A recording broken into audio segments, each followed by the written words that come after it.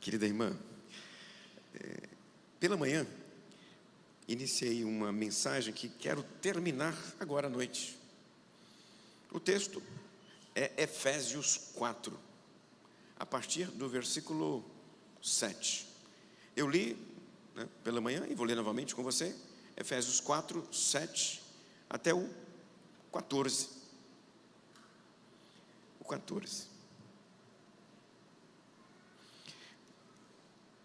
Acho que dá para ir mais, dá para ir até o 16. Vamos ler até o 16.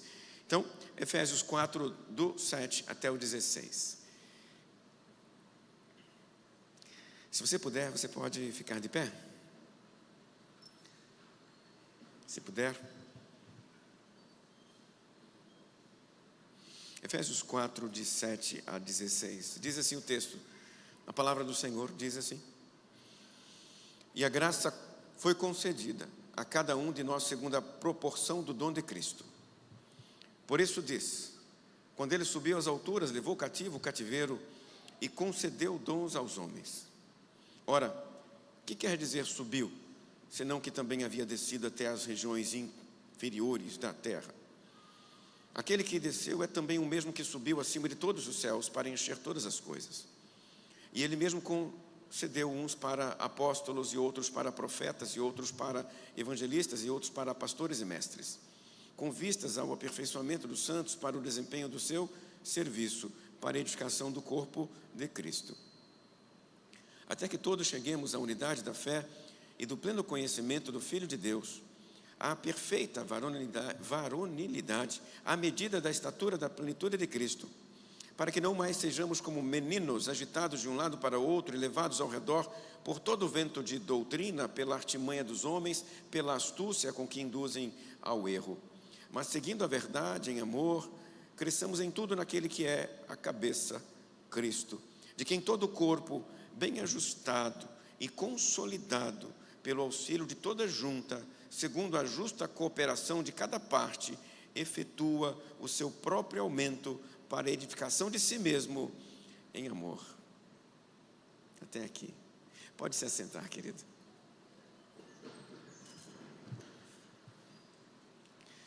No ano 70 do primeiro século, aconteceu aquele que, para alguns, é o evento mais desastroso, a maior catástrofe na história dos judeus.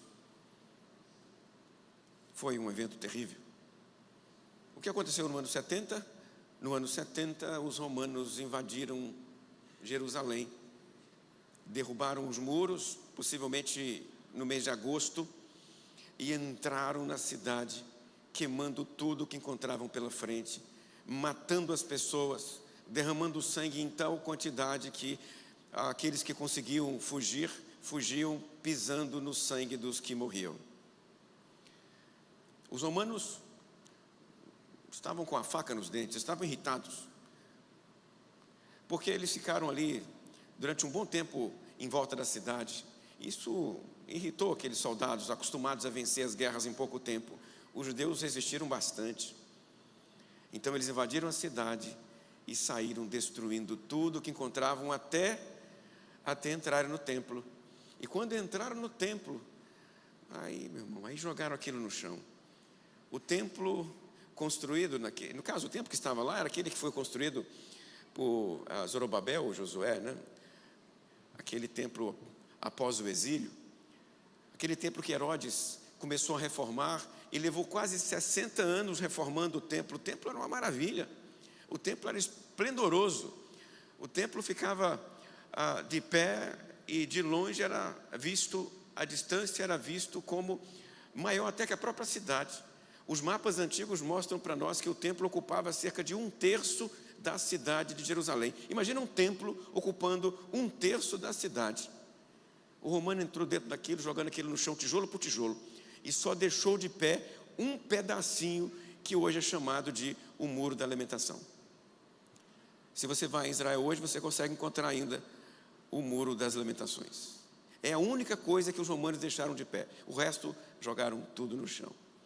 E levaram riquezas, porque ali tinha muito dinheiro, ali o templo tinha muito ouro, o templo era um cofre. quantidade de ouro que os romanos tiraram dali é enorme.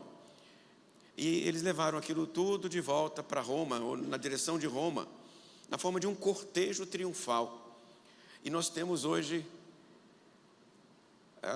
para quem visita Roma agora, né? Para quem visita Roma na atualidade, um lugar chamado Arco de Tito. Está de pé até hoje também, tá? E quando você passa pelo Arco de Tito, se você olhar com atenção, você vai encontrar no Arco de Tito desenhos. E sabe que desenhos são aqueles? Desenhos dos romanos destruindo Jerusalém. Desenho dos romanos matando os judeus. Desenho dos romanos levando para Roma o que eles pegaram do templo. Imagens, objetos, vasos, está tudo lá no muro do Arco de Tito. Desenho, gravuras, gravura não, né? Porque é em alto relevo, né? Então não é gravura, né? Eles desenharam em alto relevo naquele arco a conquista do ano 70. Esse cortejo feito pelo general Tito está ali marcado no arco. E eu falei para vocês hoje de manhã que esta imagem de um general vitorioso voltando para a cidade de origem é a imagem que está subjacente ao texto de Efésios capítulo 4.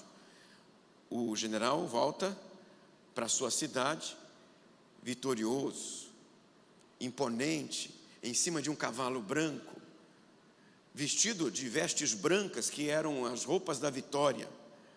E ele, junto com seus soldados, cheio de presentes para dar para as pessoas que o recebiam pela cidade.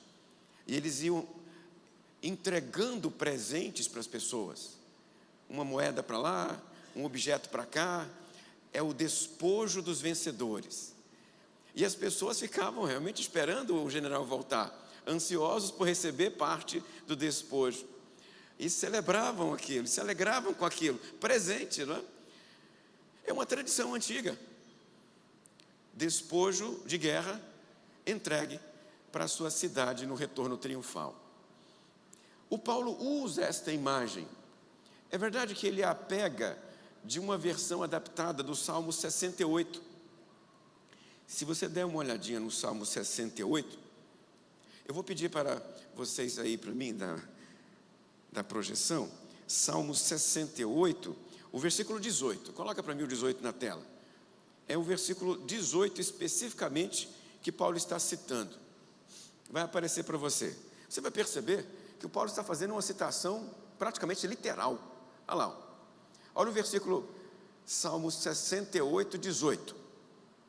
Subiste às alturas, levaste cativo o cativeiro, recebestes homens por dádivas, até mesmo os rebeldes, para que o Senhor habite no meio deles. Agora, volta lá para Efésios, veja o texto de Efésios. Por isso diz, quando ele subiu às alturas, levou cativo o cativeiro e concedeu dons aos homens. Percebeu?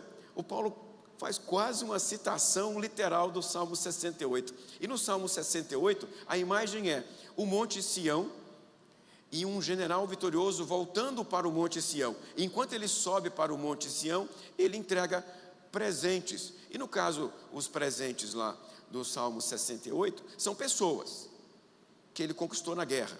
Ele traz as pessoas e presenteia a sua cidade com estas pessoas. As pessoas são o presente.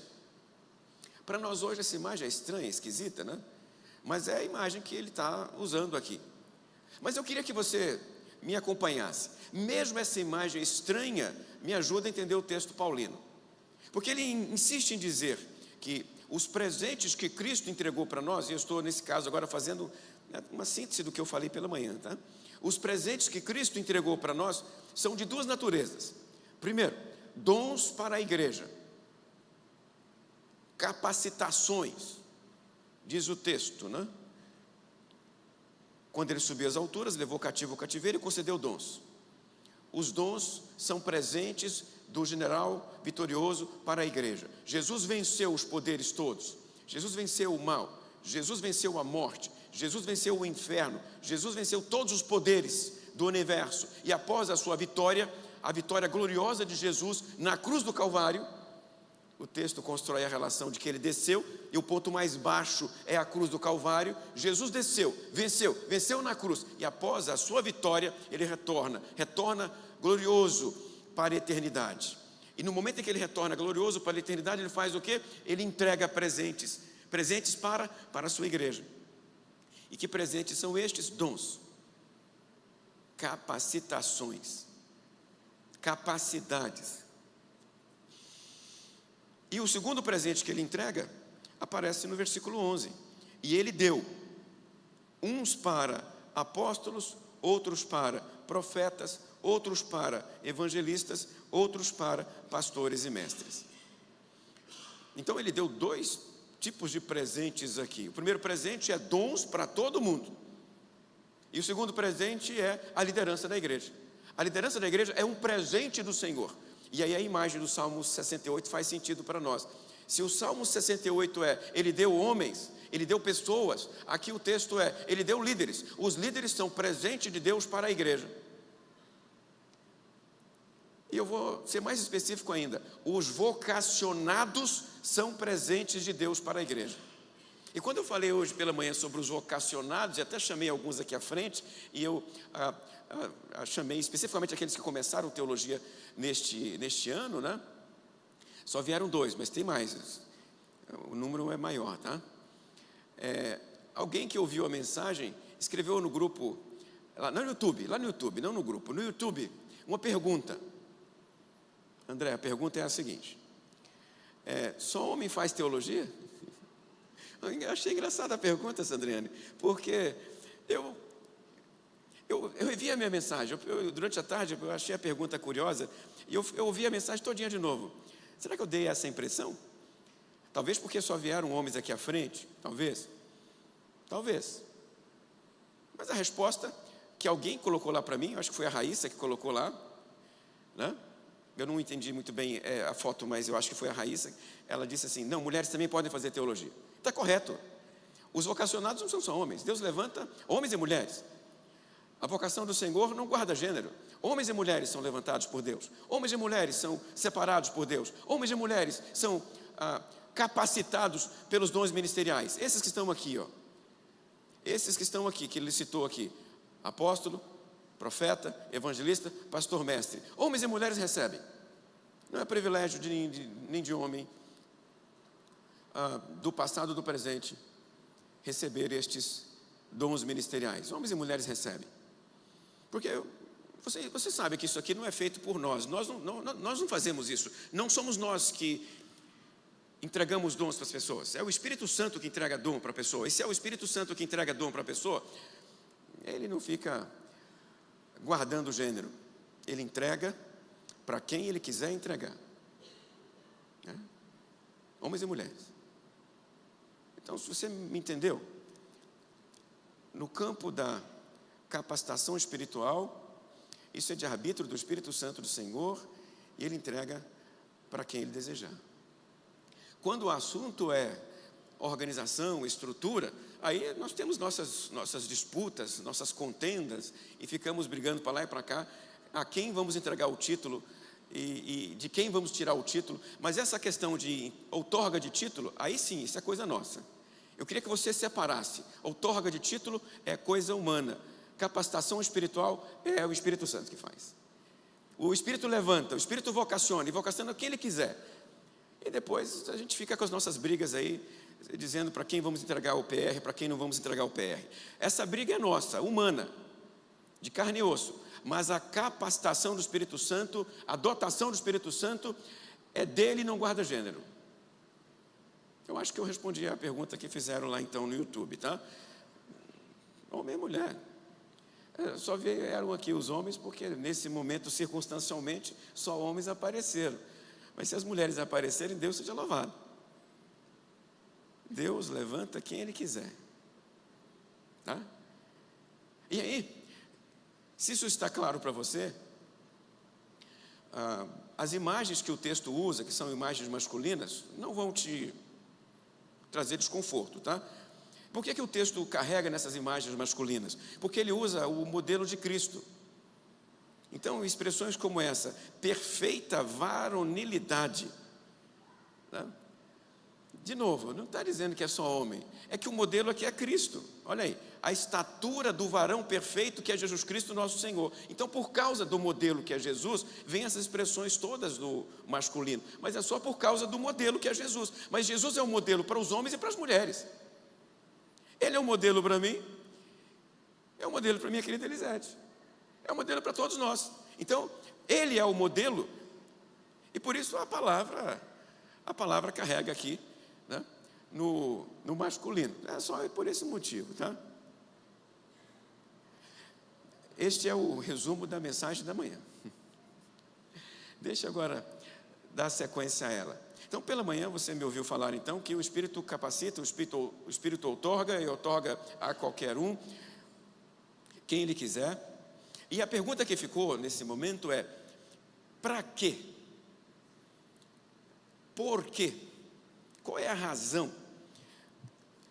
Se ele entrega presentes para a igreja, por quê?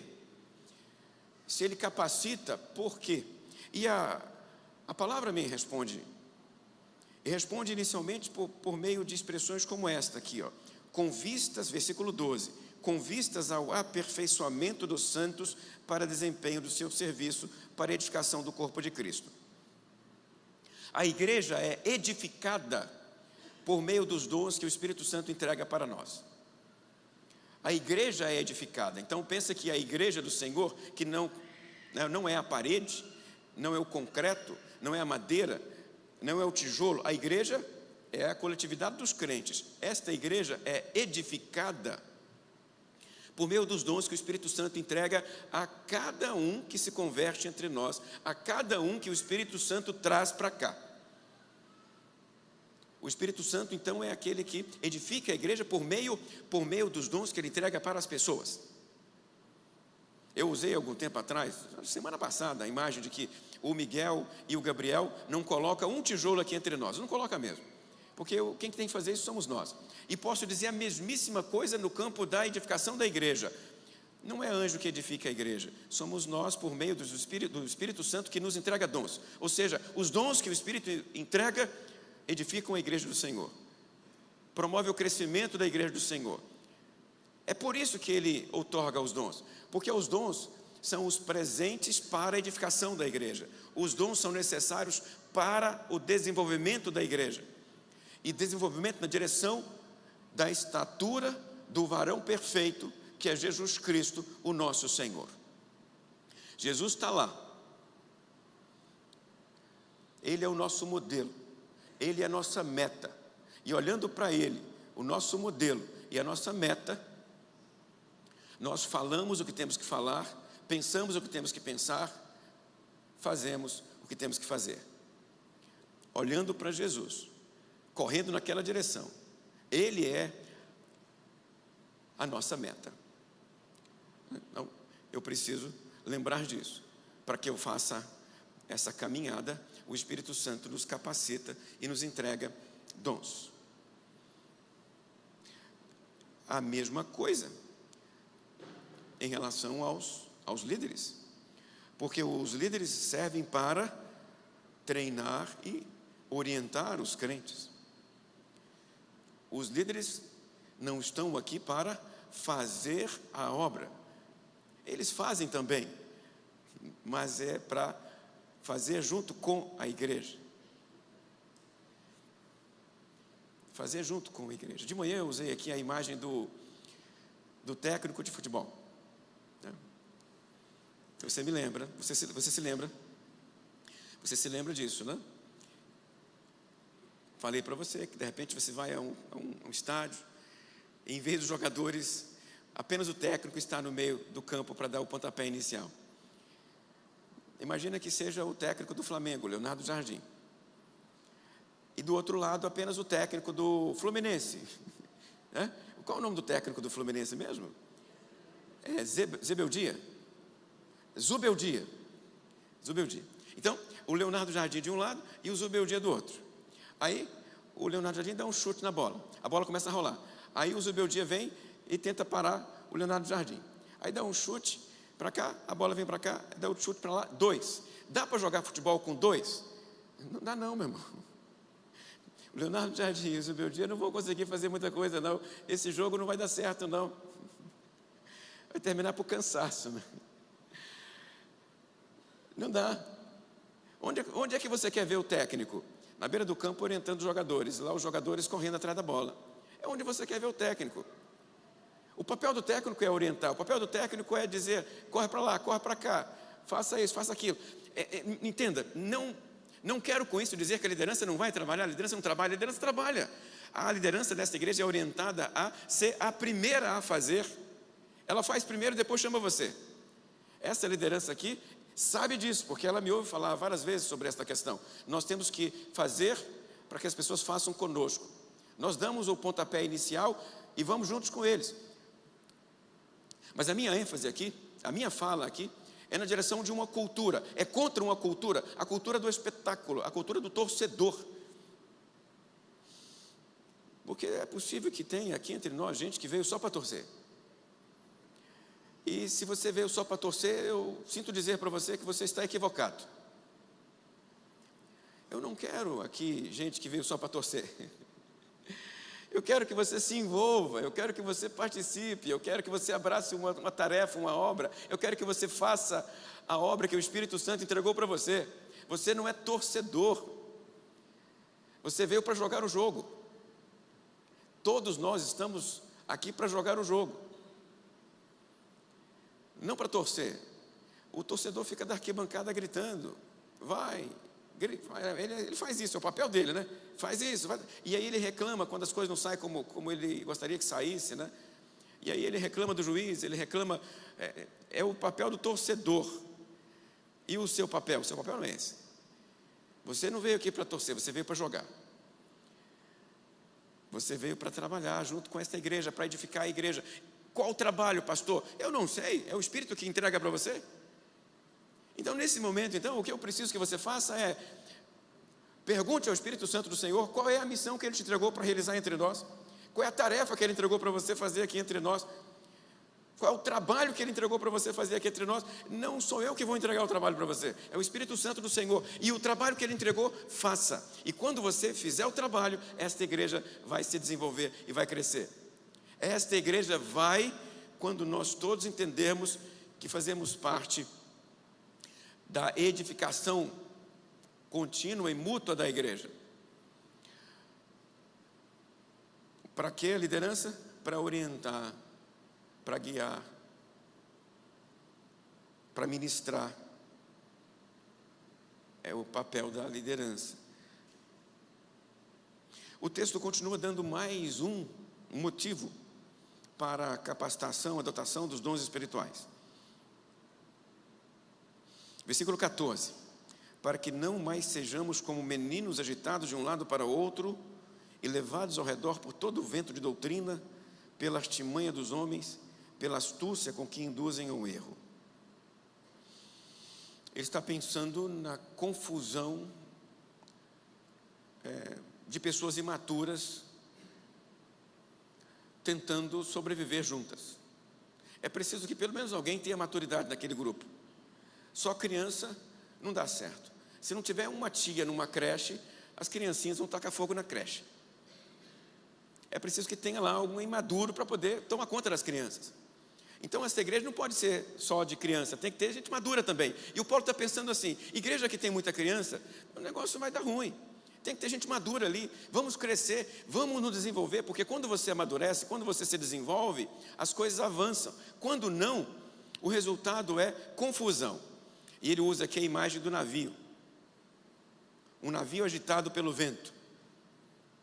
Um navio agitado pelo vento precisa de estratégia para sobreviver. Quem não sabe, vai afundar o navio. Quem sabe, pode fazer coisas do tipo tornar o navio mais leve, colocá-lo na direção certa, e o navio escapa da tempestade. É preciso maturidade. É preciso desenvolvimento, é preciso crescimento. Não podemos entrar como crianças e continuar como crianças. Precisamos crescer. E para crescer, os dons do Espírito Santo. A meninice teve o seu tempo. Foi bom enquanto durou. Mas eu não quero voltar aos tempos de menino. Estão apenas na minha memória agora. Deixa lá na memória. Não posso me comportar como menino, falar como menino, agir como menino. Os tempos de menino já passaram. Há quanto tempo está aqui entre nós? Os tempos da meninice precisam passar. Não dá para ser menino por muito tempo. Não dá para ser criança a vida toda. Nós precisamos nos desenvolver. E nós nos desenvolvemos por meio dos dons do Espírito Santo. Quando você exercita os dons, você cresce. Você se desenvolve. E o texto vai terminar, e com isso eu já estou concluindo a minha mensagem, com a seguinte afirmação: cresçamos em tudo naquele que é a cabeça, o Cristo, de quem todo o corpo bem ajustado, consolidado pelo auxílio de toda junta, segundo a justa cooperação de cada parte, efetua o seu próprio aumento para a edificação de si mesmo em amor. Esta igreja precisa dos dons de cada um dos seus membros. Se um membro, se uma pessoa, se um crente em Cristo aqui nesta comunidade resolver esconder o dom e o talento, ele vai estar prejudicando a obra inteira, a igreja toda. Ela vai sofrer porque você não está exercendo o seu dom. Eu quero que você entenda que cada pessoa é importante nessa obra. Nós precisamos da cooperação de cada parte, diz o texto bíblico no versículo 16. Pode colocar o versículo 16 novamente na tela aí? Veja só, eu vou ler novamente o 16 para você. Está lá. Todo o corpo bem ajustado e consolidado, pelo auxílio de toda junta, segundo a justa cooperação de cada parte, efetua o seu próprio aumento para a edificação de si mesmo em amor. Você percebeu aqui as imagens desse texto aqui? Isso aqui é um corpo, meus irmãos. Isso aqui é um corpo. Quer dizer que se a unha ficar doente, a unha machucar, o corpo inteiro sofre. Eu bati a unha de manhã, eu vou sentir essa unha o dia inteiro. Porque a unha, por menor que ela seja, ela faz parte do corpo. E ela machucada, o corpo todo sofre. Um arranhão, em qualquer lugar do corpo, o corpo todo sofre. Você é parte desse corpo. O corpo todo precisa crescer. E quando você efetua o seu próprio crescimento por meio do exercício do dom que Jesus entregou para você, você edifica a si mesmo e, edificando-se, você edifica a igreja. É este o exercício. Você cresce e a igreja cresce com você. Você não cresce e a igreja sofre com você. Esta é a imagem. Quando você exercita o dom, todos nós somos abençoados por isso. Quando você não exercita o dom, todos nós sofremos por causa disso. É preciso que cada um por um, coopere nessa tarefa, nesta obra. De que maneira? Exercite o dom que Ele deu para você. E quando você faz isso, a igreja toda é edificada. Tem uma imagem na minha mente aqui agora, ainda nesse campo do vento para lá e do vento para cá. Nós estamos na era das tempestades. Toda hora tem um aviso no celular falando de vento, né? E aí quando os avisos aparecem, você se assusta, começa a olhar pela janela se vai ter vento, se não vai ter vento. Os ventos estão nos preocupando mais do que o normal nos últimos tempos, né? Os ventos de doutrina. Isso me traz aqui a imagem de uma grande árvore da América do Norte. Árvores enormes, elas crescem muito, elas são gigantes. E uma das coisas que impressiona quem passa por lá é como uma árvore daquele tamanho não sucumbe ao vento. Um troço reto, um espigão, a impressão que dá é que um vento derruba ela com facilidade. Mas não derruba, sabe por quê? Porque embaixo as raízes destas árvores se unem. Para derrubar uma tem que derrubar um monte. As raízes destas árvores unidas lá embaixo, o vento não derruba, o vento não consegue. Por mais que uma sozinha seja fácil para o vento, quando as raízes se unem, o vento não derruba, meu irmão. O vento não consegue levá-la para o chão. Eu preciso de você. Eu preciso de você. Sozinho, nós não vamos conseguir. Eu quero que você se envolva nesta obra. Então abaixa a sua fronte nesse momento.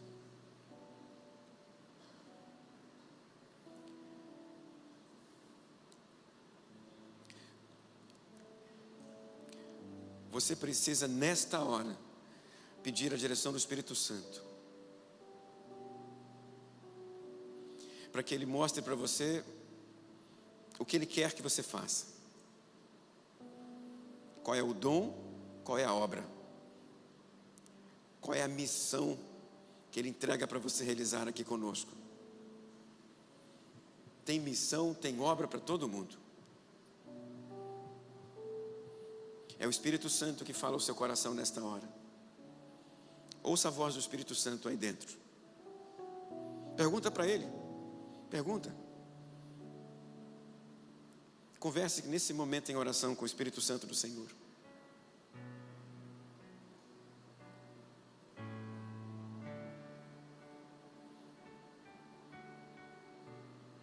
Ó Senhor Deus, neste momento eu clamo por todos que estão aqui e aqueles que ouvem de casa, e peço a graça do Senhor para nos orientar, para nos iluminar e mostrar onde o Senhor nos quer, o que o Senhor quer de nós aqui, porque o Senhor nos trouxe aqui, o que nós estamos fazendo aqui. Nos mostre, nos revele, nos oriente, ilumine, que isso esteja claro em nossas mentes, Senhor Deus, em nossos corações, porque nós queremos obedecer, nós queremos dizer sim ao chamado do Senhor, nós queremos realizar a obra que o Senhor entrega em nossas mãos. Por isso, ó Pai, fale conosco, fala conosco, Pai Santo, em nome de Jesus.